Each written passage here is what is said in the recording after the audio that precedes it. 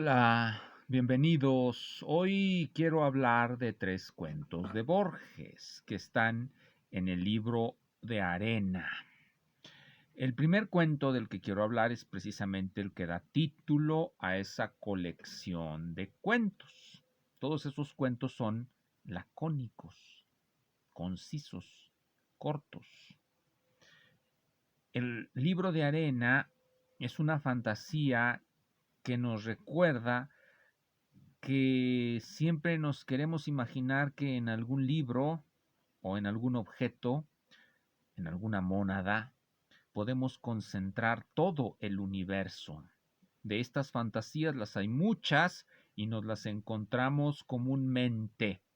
Por ejemplo, cuando nosotros tenemos en nuestras manos un libro de métodos matemáticos para físicos, para químicos, para lo que sea, tenemos ahí una fantasía, la fantasía de que finalmente en ese objeto, en ese libro, tenemos todo lo que se va a requerir para hacer física, química o lo que sea.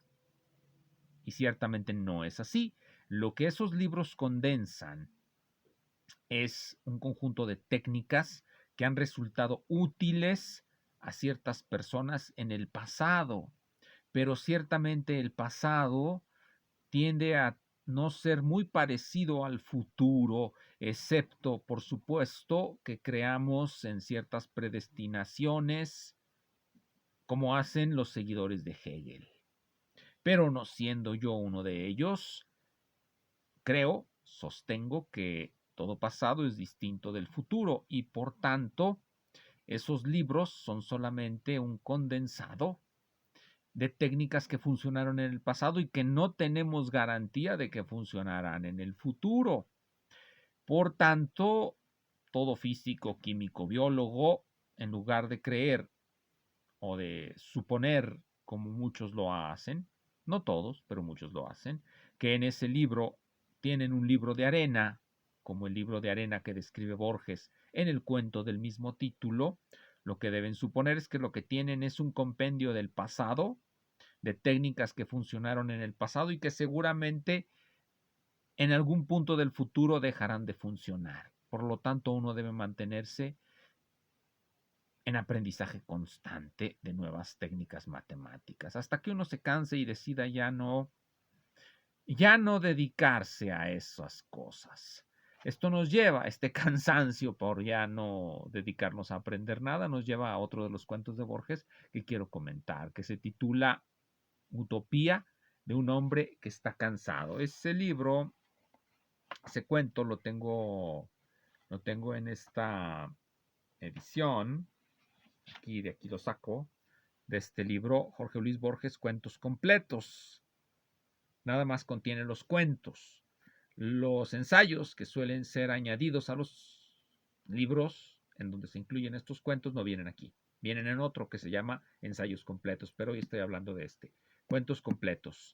Y quiero referirme a Utopía de un hombre que está cansado. Ciertamente cuando ya nos hemos cansado, pues ya no queremos saber nada de las cosas. Llega el momento en que de tanto pensar en la ciencia, ya no queremos saber nada de la ciencia y nos volvemos especialistas en ovnis, o en brujería, o nos lanzamos a la política, o nos hacemos filósofos marxistas.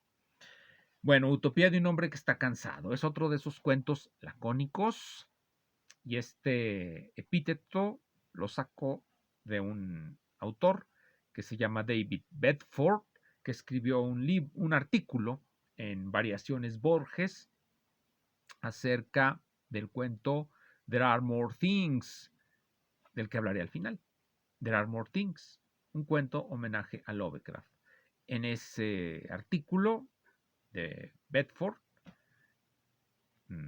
él califica los cuentos de esta colección, el libro de arena, como cuentos lacónicos, porque son cortos y concisos. Y bueno, en cierto sentido tiene razón, son muy cortos y son muy concisos. Y en ellos nos recuerda este autor Bedford, Borges va a utilizar una cierta estructura para postular la realidad a través de sus cuentos. Recordemos que en toda la literatura, eso nos lo ha recordado Jesús González Maestro diariamente en sus infinitos prácticamente infinitos videos, y en ese inacabable e inabarcable texto que es la crítica de la razón literaria, nos ha recordado que ciertamente la literatura consiste de una racionalidad y todo autor postula o tiene una cierta racionalidad que integra en sus obras. Por lo tanto, toda obra literaria se puede interpretar racionalmente. Borges es no menos racional que cualquiera otro de los autores que existan. Por supuesto, González Maestro clasifica a Borges entre los que hacen literatura sofisticada o reconstructivista. Bien, dicho esto, volvamos a, a la forma en cómo Borges postula la realidad. Generalmente, Borges, cuando escribe un cuento, nos puede dar ciertas ideas acerca de lo que está ocurriendo en el relato y del mundo en el que están inmersos esos personajes. Nos da ciertas ideas, pero también deja que nosotros llenemos los vacíos, los huecos que va dejando. Es decir, por citar a alguien que quizá no tenga nada que ver con esto, pero que viene a mi mente en este instante. Roman Ingarden. Roman Ingarden en su obra, la interpretación de la obra literaria, me parece que así se titula su libro, introduce un concepto que es el de puntos de indeterminación. Borges es un experto en generar cuentos con puntos de indeterminación. Ciertamente, esta característica es una característica de todo relato de acuerdo a la teoría de Ingarden, a la fenomenología que hace Ingarden de la literatura. Todo relato siempre está incompleto. Borges, por supuesto, esta es una característica estructural de todos los relatos. No se puede escribir un relato en el que todas las características de lo real queden ahí insertas, por lo tanto siempre hay huecos.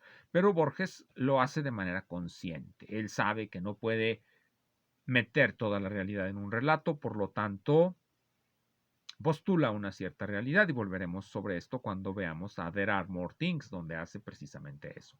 Ahora estamos en Utopía de un hombre que está cansado.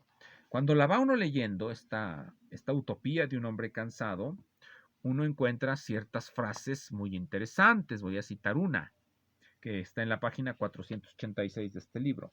Dice así: la imprenta, ahora abolida, ha sido uno de los peores males del hombre, ya que tendió a multivértigo textos innecesarios. Bueno, ¿y cuáles son los textos innecesarios? Uno estaría tentado de decir que prácticamente todos los textos son innecesarios, simplemente por nihilista que es uno. Pero, ya siendo más serios, ¿qué textos son innecesarios? Bueno, Borges no es el único que se ha dado cuenta de esto. Ya hice otro video sobre Derek de Sola Price. Y Derek de Sola Price llama a la proliferación de los textos una enfermedad. Una enfermedad. Lo dijo más o menos en la época de Borges, o quizá un poco antes, porque me parece que, dejen veo la fecha de publicación del Libro de Arena. El Libro de Arena sale publicado, bueno, no la tengo a la mano, pero más o menos por estas mismas fechas o antes aparece el libro de Zora Price. Sale en los 60 el libro de Zora Price y me parece que este sale en los 70, entonces posterior. Pero ya Borges se da cuenta de la producción infinita de textos, sea textos científicos, sea textos de literatos, sea textos de lo que sea, no los podemos leer todos, nadie puede leer lo que ya está escrito. Y sin embargo lo sigue reproduciendo, y eso nos lleva a otra de las citas de Borges. Así como no conviene reproducir al infinito los textos, tampoco conviene reproducirse mucho como ser humano. En esta utopía que él nos plantea, la utopía de un hombre que está cansado, del que ya está harto de todo, solamente se tiene un hijo. Y ya, ¿por qué? Sí, uno solo. No conviene fomentar el género humano. Y aquí Borges nos remite, por supuesto, a aquel heresiarca de Tlön. Borges se cita a sí mismo, cita el Tlön Uqbar Orbis Tertius, la enciclopedia pirática, en donde hay 4 páginas adicionales, y se cita a un heresiarca de Tlön que dice una frase que le parece memorable al personaje que se hace llamar Borges, y que supuestamente es una cita que le atribuye a Bioy, a un personaje llamado Bioy Cázares, supongo. Bien, esto es lo que viene en las citas que uno recuerda, que uno encuentra en Utopía de un hombre que está cansado, que es un cuento verdaderamente breve. Aquí puedo contar las páginas. Son 1, 2, 4. Son 7 paginitas de una utopía de un hombre que está cansado. Una utopía, podríamos decir, quizá a los jóvenes les parezca repelente, pero a muchos viejos les parecerá sorprendente. Un futuro indefinido, quién sabe dónde, una ucronía, en donde la gente es muy alta, vive mucho tiempo, lee poco, se reproduce con un solo hijo y está sola. La soledad quizá para Borges es el máximo placer. Bueno, puede ser. Después de todo, estamos solos en este momento, viendo este video o haciendo este video. Vamos al último cuento, There Are More Things. There Are More Things es un cuento que Borges escribe en homenaje a H.P. Lovecraft, a Howard Phillips Lovecraft. Aquí lo tengo también. There Are More Things. Y dice explícitamente a la memoria de Howard Phillips Lovecraft. Seguramente muchos de las personas que leen a Borges y que lo consideran un autor clásico, un autor fundamental o lo que quieran, encontrarán un tanto difícil que Borges haya sido una persona que leyese a Howard Phillips Lovecraft, porque Lovecraft solía publicar en revistas pulp. ¿Cuáles eran las revistas pulp? Bueno, se les llamaba pulp porque estaban hechas con una pulpa de papel muy malo que cuando uno lo agarraba se iba deshaciendo y quedaban en la mano los pedacitos. Por eso se llamaban revistas pulp. En el caso de Lovecraft, este pulp era Weird Tales. Oh, no, ¿cómo se pronunciará en inglés? Lo siento. Cuentos macabros. Weird Tales. Cuentos macabros. Ahí publicaba Lovecraft. Una de esas revistas con unas ilustraciones verdaderamente en ocasiones horrorosas. Horrorosas, muy horrorosas. No como esta, que no está tan horrorosa. Las de ciencia ficción también tenían cubiertas horrorosas. Bueno, a algunos les gustaban. Yo las que he llegado a ver nunca me han gustado. Gustos. Lo más banal y baladí que hay en uno. Pero bueno, sigamos con There Are More Things. ¿De qué trata There Are More Things? ¿Y qué me recuerda cuando la veo? Hay una frase que viene en la página 459 de esta edición que dice: de chico yo aceptaba esas fealdades, como se aceptan esas cosas incompatibles que solo por razón de coexistencia llevan el nombre de universo. Cosas incompatibles que por razón de coexistencia llevan el nombre de universo. Bueno, curiosa concepción del universo. El universo como una colección de cosas incompatibles que coexisten.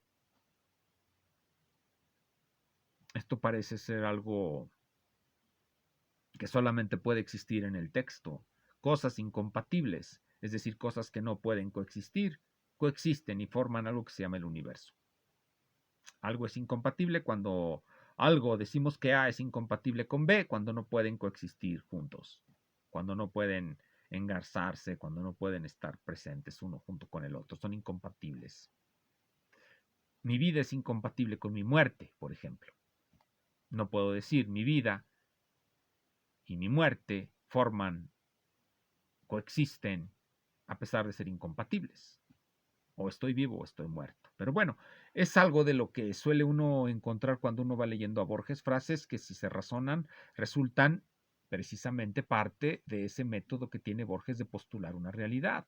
Aquí está postulándonos una realidad impenetrable, un universo impenetrable en razón de que lo vemos como ciertamente contradictorio. Ese es más o menos lo que uno va encontrando cuando va leyendo There Are More Things. Aquí tengo algunas más. Por ejemplo, esta dice: no, el judez Noese de Pretorius quería que yo destruyera mi obra y que en su lugar pergeñara una cosa monstruosa. Bien, ya vimos que el universo es incompatible y que de todos modos ahí está. A pesar de ser contradictorio, Borges postula que ahí está. Solamente esto se puede postular en la literatura, porque si lo postulamos o queremos pensarlo de otra manera, vamos a volvernos como esos que diseñan lógicas para consistentes. Lógicas para consistentes, diría uno. Ya Borges está sacando lógicas para consistentes. Y escribirá un artículo y lo publicará en Variaciones Borges. Bien, bien. Todo cabe en el papel cuando uno es un literato. No, el judesno ese de Pretorius que quería que yo destruyera mi obra y que en su lugar pergeñara una cosa monstruosa, una cosa monstruosa. Está describiéndonos a un ser en el más puro estilo lovecraftiano, un ser que renta una casa y que precisamente por no ser humano, por ser inhumano, tiende a ser indescriptible. Indescriptible porque una descripción, de acuerdo a Borges, siempre se hace en función de algo que ya conocemos, que ya hemos visto. Algo que es completamente nuevo es indescriptible. Monstruoso para el vulgo, diría Borges. Para el educado, pues no sería monstruoso ni satánico, sino que sería simplemente indescriptible. Una forma pura de realidad a la que no podemos constituir porque no tenemos los conceptos para ello, a pesar de que la estemos viendo como una experiencia en el espacio y en el tiempo. Eso es lo que postula más o menos siempre este tipo de relatos. Y viene aquí otra autocita de Borges, en la misma página 461. Preví una sórdida retahíla de cuentos de almacén más o menos apócrifos y brutales, pero me resigné y acepté. Este señor se encuentra un amigo, Daniel Iberra. Nos conocíamos como la gente se conoce en los pueblos. Me propuso que volviéramos caminando. Nunca me interesaron los malevos. Nos dice que Iberra es un malevo. Y preví una sórdida retahíla de cuentos de almacén. ¿Por qué se autocita? Bueno, pues porque esos cuentos de almacén Borges ya nos los ha recetado muchas veces. En El Sur, El hombre de la esquina rosada, que son sino cuentos de malevos que Borges ya nos ha recetado. Y no son tan malos realmente, quizás sean lo mejor de Borges, esos cuentos acerca de compadritos y de cuchilleros. Ese Buenos Aires ficticio, tan ficticio como la comala de Juan Rulfo. O como todo lo que sale en la literatura, pues la literatura es ficción, a final de cuentas. Veo que subrayé demasiado. Aquí dice, se consagra a las tardes al estudio de Schopenhauer y de Royce. No recuerdo, pero no he leído toda la obra de Borges. Otro punto donde cite a Josiah Royce. ¿Cómo se pronunciará? Josiah Royce. Josiah Royce. Un analítico avant-lalet americano. Josiah Royce. Lógica, pues, lógica. Hablaba de lógica Josiah Royce. Voy a hablar de él en otro video. Pero sigamos con estas citas. Agregó que el cliente es sagrado, pero que en su humilde opinión el señor Pretorius estaba loco. Otra incitación, otra idea de que Pretorius es algo extraño, ya es monstruoso, está loco. Está loco, es monstruoso, son las formas en que el vulgo describe lo que no puede comprender. Pero el narrador sí lo puede comprender porque está más educado y esperamos que el lector de Borges también. Y luego viene esta cita, no trataré de describirlos porque no estoy seguro de haberlos visto pese a la despiadada luz blanca. Me explicaré, para ver una cosa hay que comprenderla. El sillón presupone el cuerpo humano, sus articulaciones y partes. Aquí lo que les mencioné hace un momento. No podemos constituir aquello que no conocemos conceptualmente, aunque lo estemos viendo. Es lo que nos dice Borges. Y así es como va a terminar el relato. Anfisbena, progenie de la sangre de Medusa. Esa es una palabra que usa Borges en este relato. Progenie de la sangre de Medusa.